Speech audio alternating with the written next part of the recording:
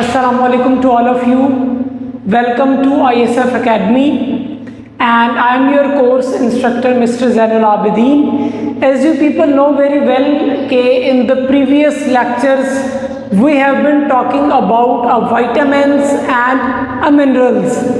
So last lecture के अंदर मैंने आपको बताया था कि आयरन जो है वो आपके जिस्म के लिए क्यों ज़रूरी है। अगर आप आयरन को एडिक्वेट मिकदार के अंदर कंज्यूम नहीं करते तो व्हाट विल हैपन, कौन सी डेफिशिएंसी डिजीज़ हो सकती है, आयरन के कौन कौन से बायोलॉजिकल रोल्स आपकी बॉडी के अंदर हो सकते हैं।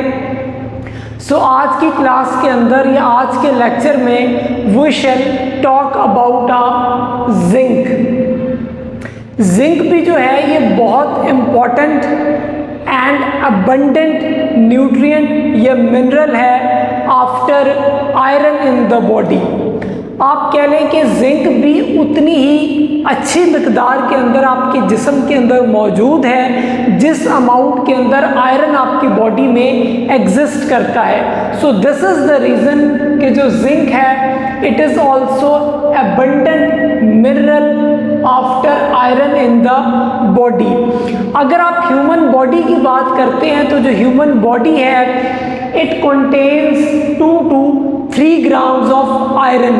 कि एक एडल्ट एक सेहतमंद इंसानी जिस्म के अंदर जो जिंक है ये almost your body contains 2 to 3 grams के 2 से 3 ग्राम तक जो जिंक है ये आपके जिस्म के अंदर मौजूद होता है।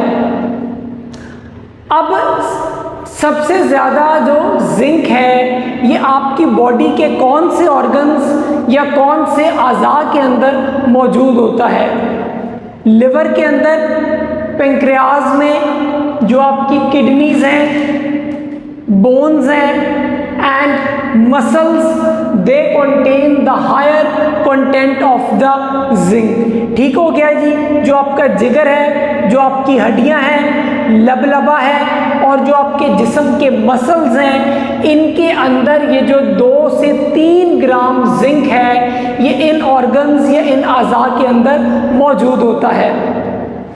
अब हम बात कर लेते हैं कि कौन सी डाइट या कौन सा फूड अगर आप खाएंगे तो जिंक आपकी बॉडी को मिल सकता है। So let us talk about the food sources. अगर आप रेड मीट को कंज्यूम करते हैं, रेड मीट मीन्स कि जिसमें बीफ भी आ जाता है और मटन भी आ जाता है। अगर आप बात करते हैं पोल्ट्री की जिसमें चिकन है या ब्रॉयलर है, इसके अलावा मिल्क, ऑयस्टर्स की अगर आप बात करते हैं जिनको आप सिपी बोलते हैं, शेलफिश है, खुश्क मेवा जात के अंदर या दालों में से अगर आप बात करते हैं तो जैसे ड्राई बीन्स हैं। लिवर के अंदर अगर आप कलेजी खाते हैं इसकी बीफ की या मटन की, एंड होल ग्रेन सीरियल्स जैसे गंदम है, चावल है या जौ है, ये सारे के सारे जो मैंने आपको फूड सोर्सेज बताए हैं दे contain the highest and the significant content of the zinc. और अगर आप इन फूड सोर्सेज से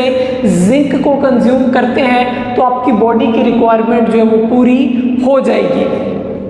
इसके बाद हम बात कर लेते हैं रेकमेंडेड डाइटरी अलाउंसेस की कि अगर बच्चे हैं तो उनको एक दिन में जिंक कितना चाहिए, बड़े हैं उनको कितना रिक्वायर है, जो हामला खवातीन हैं उनको एक दिन में कितना जिंक लेना चाहिए, और वो मदर्स जो अपने बच्चे को फीड करवाती हैं, दूध पिलाती हैं, उनको अपनी डाइट के अंदर कितना जो जिंक है वो शामिल करना चाहिए। अब जो इन्फेंट्स हैं, इन्फेंट्स मीन कि जिन बच्चों की उम्र 0 से 6 माह तक है उन्हें आप इन्फेंट्स बोलते हैं। जिन बच्चों की उम्र 6 माह से ज़्यादा है आप उनको चिल्ड्रन बोलते हैं। तो इनको जिंक चाहिए 2 से 5 मिलीग्राम पर डे। इसी तरीके से जो एडल्ट्स हैं, जो बड़ी उम्र के लोग हैं, 18 साल के हैं, 19 साल से हैं या उनकी उम्र इससे ज़्यादा है, तो उनको एक दिन में 8 से 11 मिलीग्राम पर डे जो जिंक है वो रिक्वायर है। इसी तरीके से जो प्रेग्नेंट लेडीज़ हैं they require 11 to 13 milligram per day, और जो लैक्टेटिंग मदर्स हैं जो अपने बच्चे को फीड करवा रही हैं they require 12 to 14 milligrams per day. Remember one thing in mind कि अगर आप इस मिकदार के अंदर जिंक को खाते हैं तो then it is adequate in your bodies. फिर ये जो इसके डिफरेंट किस्म के बायोलॉजिकल रोल्स हैं वो आपकी बॉडी के अंदर ये प्ले करेगा।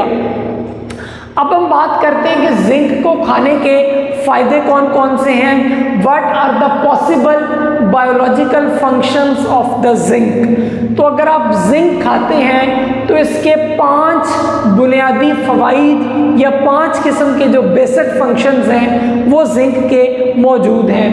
पहला है बायोकेमिकल, दूसरा है सेलुलर, तीसरा है एंडोक्राइनोलॉजिकल, चौथा है न्यूरोलॉजिकल और पांचवा है हेमाटोलॉजिकल।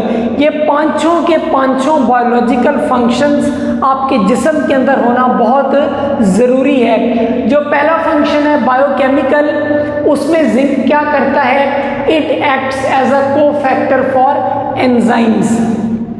कोफैक्टर का मतलब है कि आपके जिस्म के अंदर जितने भी एनर्जी को गेन करने के लिए बायोकेमिकल रिएक्शंस हो रहे हैं उनको फुलफिल करने के लिए एंजाइम्स की ज़रूरत है, लेकिन एंजाइम्स अकेले काम नहीं कर सकते, उनको ज़रूरत है किसी न किसी कोफैक्टर की। तो जो जिंक है ये एज अ कोफैक्टर के तौर पर भी एक्ट करता है फॉर एंजाइम्स, जो फिर आगे आपके जिस्म के अंदर एनर्जी प्रोसेस को यील्ड करवाते हैं और आपके जिस्म के हिस्सों को ग्लूकोज देते हैं। दूसरा फंक्शन आ जाता है सेलुलर फंक्शंस, कि आपके जिस्म के जो सेल्स हैं, जो खुलिये हैं, उसके अंदर जिंक किस तरीके से रोल प्ले करता है। इसका रोल है ग्रोथ के अंदर, यानी कि नशोनुमा में, डेवलपमेंट के अंदर। अगर आपको कोई ज़ख्म लग जाता है, कोई इंजरी हो जाती है, तो ये वूंड हीलिंग के अंदर भी रोल प्ले करता है, आपके जो टिश्यूज़ हैं उनको रिपेयर करता है। इसके बाद आ जाता है एंडोक्राइनोलॉजिकल फंक्शन, स्पर्म की जनरेशन के अंदर, स्पर्म की प्रोडक्शन में, उनकी मोटिलिटी में और रिप्रोडक्शन के अंदर जो जिंक है इसका रोल है। इसके बाद the most important function is neurological function, कि दिमाग के अंदर किस तरीके से ये रोल प्ले करता है। जिंक अगर आप अच्छी क्वांटिटी के अंदर खाते हैं तो it helps in a cognition, जो सोचने समझने की सलाहियत है, जो आपका IQ सिस्टम है, जिसको आप कॉग्निटिव पावर या परफॉर्मेंस बोलते हैं, वो टोटली डिपेंड करता है जिंक की सप्लाई के ऊपर। लास्ट फंक्शन आ जाता है हेमाटोलॉजिकल, कि ब्लड के अंदर इसका क्या रोल है। जिंक अगर आप खाते हैं तो ये आपके बोन मैरो के अंदर, आपकी हड्डियों के गुद्दे के अंदर जाकर रेड ब्लड सेल्स जो हैं उनकी प्रोडक्शन के अंदर रोल प्ले करता है। अब क्वेश्चन आता है कि अगर आप जिंक डाइट के अंदर कम ले रहे हैं तो क्या होगा।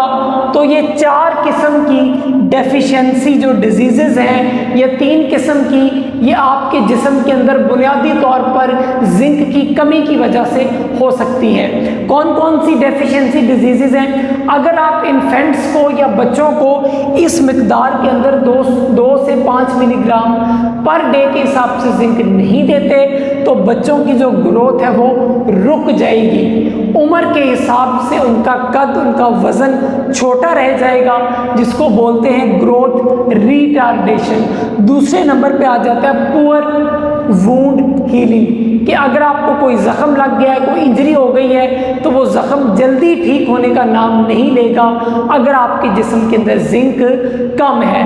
थर्ड नंबर पे आ जाता है impaired cognitive function. If zinc is deficient then what will happen, कि जो आपके सोचने समझने की सलाहियत है वो कम हो जाएगी, जिसको आप इम्पेयरमेंट बोल सकते हैं। So it was all about the zinc. Hopefully ये लेक्चर आपको समझ आया होगा। इस किस्म की मज़ीद वीडियोस हासिल करने के लिए हमारे चैनल ISF एकेडमी को सब्सक्राइब करें, बेल के आइकन को प्रेस करें। अस्सलामु अलैकुम टू ऑल ऑफ यू। अल्लाह हाफिज़।